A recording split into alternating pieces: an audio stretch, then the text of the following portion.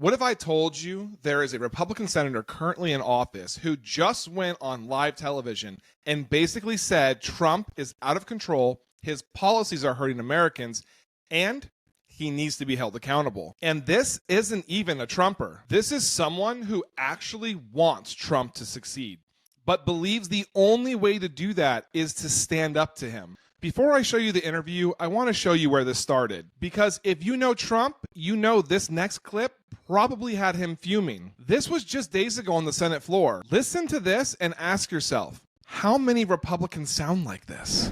And I've said many times, I want both the president and this institution, the Senate, to be wildly successful. Sometimes that desire requires us to be wildly honest, something that I think we'll all agree we could use a little more of in Washington, D.C. It's time we talk more openly about the importance of clean energy. Consumers are asking for cleaner, more responsible energy choices. I'm also convinced that a healthy economy and a healthier environment are not mutually exclusive. I actually believe they're compatible and inseparable. The simple truth is, Americans want energy that is more affordable, reliable, and cleaner. And they deserve honest, common sense policies that deliver all three. It may be hard to grasp just how deeply federal overreach affects daily life.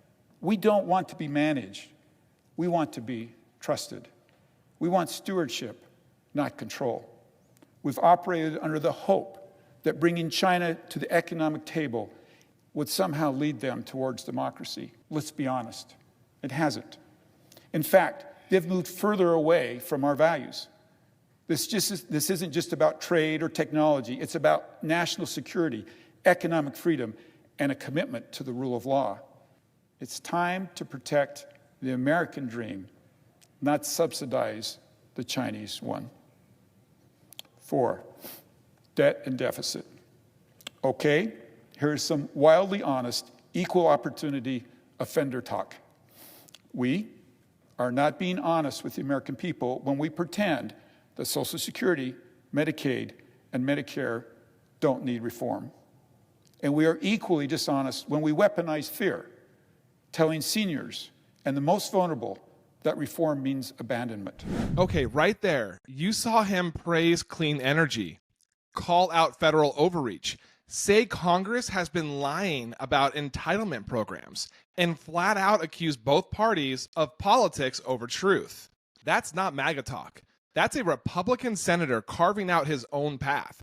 But this week, he took it a step further. I want you to watch this CNN interview.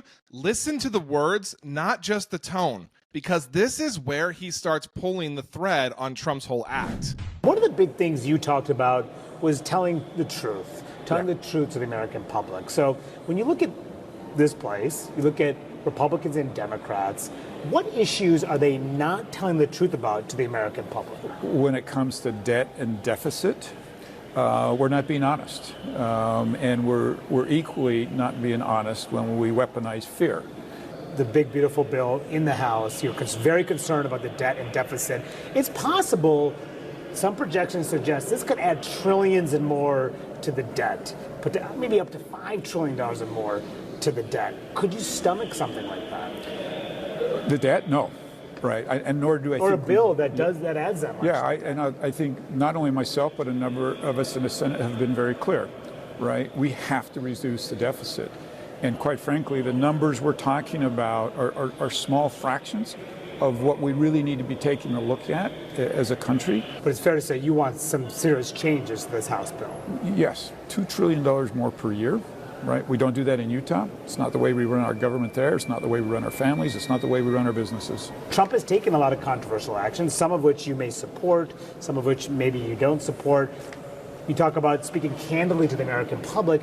What of what he has done has caused you the most concern? If we're not careful, we'll destroy small businesses with tariffs. And I understand you have to play the long game with President Trump and tariffs, and I'm not one to step in and outguess his negotiating style or technique. But I do think we have to be very, very careful with our small businesses, particularly when it comes to these tariffs. Do you think that what they've done is okay, the way that Doge has come in and Musk has come in and dealt with USAID, shuttered USAID in particular? We need to cut. and I talked about over and over again, like we're spending $2 trillion. That doesn't mean we shouldn't have compassion.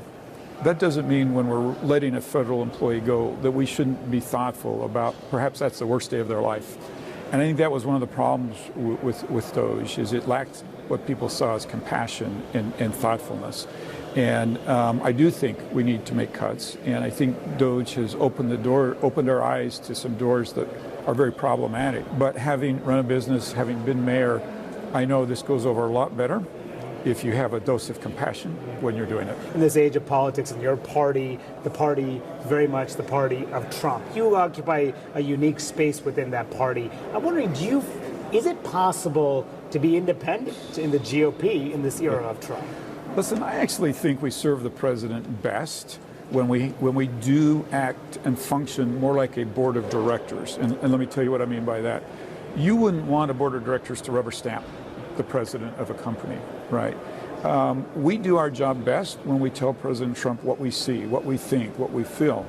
First, tariffs. He says they're killing small businesses.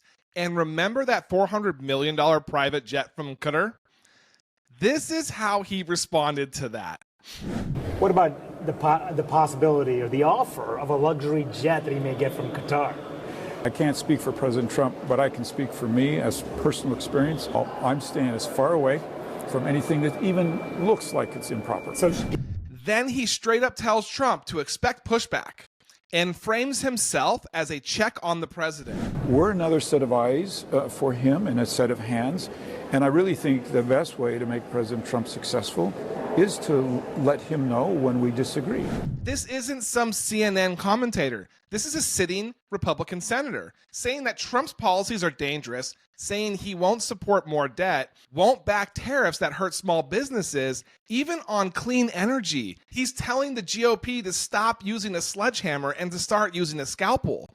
This isn't just honest, it's strategic. He's treating Trump like a CEO who needs a real board, not a bunch of yes men. Is this the start of a tear in the very fabric of Trump's administration, or is this another Republican that will be silenced by Trump and his henchmen? Only time will tell. It has been my pleasure to share a piece of the news with you today. You guys can find me on my Instagram 24/7. Come by, give me a follow, and say hello, and I will see you on the next video. Have a great day.